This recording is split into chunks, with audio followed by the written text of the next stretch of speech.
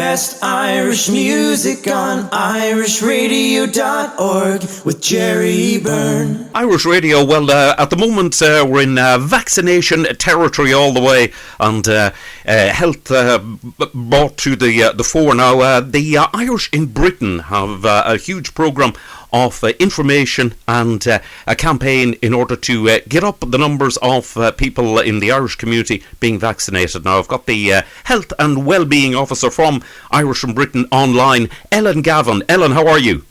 Hello, Jerry. How are you? Not bad at all. Ellen, lovely to speak to you. Now, thanks for having me on. Real pleasure. Now, one of the interesting things, Ellen, about the vaccination is that the number of Irish vaccinated in the UK is actually on a lesser percentage than the native British. Yes. So it was one of the reasons that we decided to carry out this campaign, was research that was gathered by Open Safely. So it's in the University of Oxford, and we were given this information that basically the statistics of Irish people living in Britain is slightly lower than the British population in general. So yes, it was one of the reasons that we decided to do this campaign, I suppose, was to try and shorten that gap or eradicate it. Right, and is it much less? So no, it's not actually, and I suppose one important point that we're trying to make is not to be looking at it all from a negative point, because really the percentages are actually really good. So a majority will say the over 80s is 98% vaccinated, and maybe that's in comparison to maybe not like 2% less than the British population. So no, there's not too much of a gap really. It's probably more so worrying with the younger age group, where there's a much bigger gap of maybe 16% in comparison to the British population. But I suppose also, even though that is a worrying figure, it's also, there's a lot of other reasons that could be. For example, a lot of Irish young people that live over here maybe went back to Ireland during COVID and got their vaccination back there. So I suppose it's just not to look at it from a negative stance, but I suppose also it would be great to try and eradicate that gap, and the few that aren't vaccinated to try and make sure that they have the information to kind of make an informed decision about their health and well-being. Right, okay. Now, as regards getting out the actual real information amongst the vast sway of rubbish that by conspiracy theorists, which sort of manages to pollute the world at the moment, you're basically taking out. I've seen some of your your flyers, and you're basically stating the actual medical facts about the vaccines. Yes, exactly. I suppose, as you said, there's a lot of myths and things that aren't factual out there since the COVID rollout has started. So I suppose it's not to kind of force people in to get the vaccine, but it's rather just to provide them with the true information and reliable information for them to be able to make the informed decision. And I suppose supporting people who were unable to get the vaccine or needed support. So.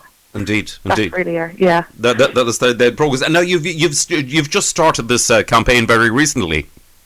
Yes, so this campaign was launched last week. So we have brought out a number of resources that are available on our website, so irishinbritain.org. We have a number of different leaflets, and we have different resource pages. We have 25 frequently asked questions, and kind of a what you can do webpage to support the campaign, how you could help other people to get the vaccine. And we also have some videos, so different things. And I suppose our newest thing that we released this week was 2 leaflets on what the benefits of the vaccine are, and some myth-busting kind of different things that have been said throughout the past year, and then the truth. And another side, I suppose, is that we also had a workshop yesterday that'll also be available on our website to look back on. And we actually had the researcher, Brian McKenna, who was involved in that research that we use as the basis of our campaign. So it was really great to have him on to speak with us yesterday. Indeed. To actually, to get out the truth of the matter, because the actual truth of the matter is that people who are vaccinated, actually, have a survival rate way above those who haven't, and also have a lesser illness if they do catch COVID. Yes, that's it. And I suppose, maybe it was disheartening for people when they realised they could still get COVID after the vaccine, but I suppose that isn't what it is. It's been proven that the vaccine will stop hospital cases and emergency cases and people being as sick, and I suppose less people dying. So that's what we want to get out there and try and promote it to help people and stop them from getting as sick as they have been. Indeed. And one of the things actually is about the COVID vaccinations is its effectiveness is way above the normal flu jab, which comes out each winter, and it's been an astounding success over many, many years.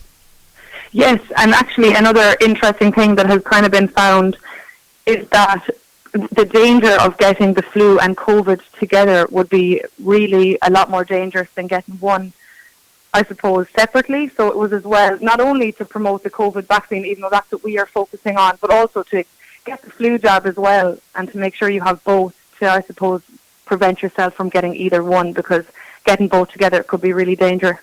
Indeed so, Yeah. because what most people don't realise is that the full-blown flu, as distinct from a nasty cold virus that you can get, the full-blown flu is an extremely debilitating illness.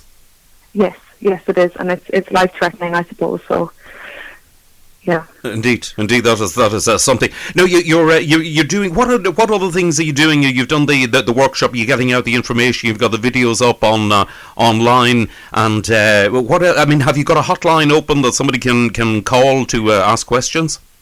Yes, we do. So we have an email address where you can drop me an email. So the email is health@irishinbritain.org, and if you have any questions in relation to the COVID vaccination, if you would like any resources sent out to you, please drop me a line, and I'd be happy to help in any way I can. Or even if I can't help, if I could guide you in a direction, I'd be happy to do that. So please reach out, and also to go onto our website, onto the Vaccine Le Chéile, which for any non-Gaeilgeoirs means vaccine together. So I think it's a pretty fitting name, and I suppose this is a community response to COVID-19. But just to visit our website and have a look at the resources, and to please reach out if you would like any further information or support. Excellent. Ellen, listen, it's been great to speak to you. Good luck in all that you're doing, and good luck in your programme of... Sorry, thank you very much, and thanks for having me on.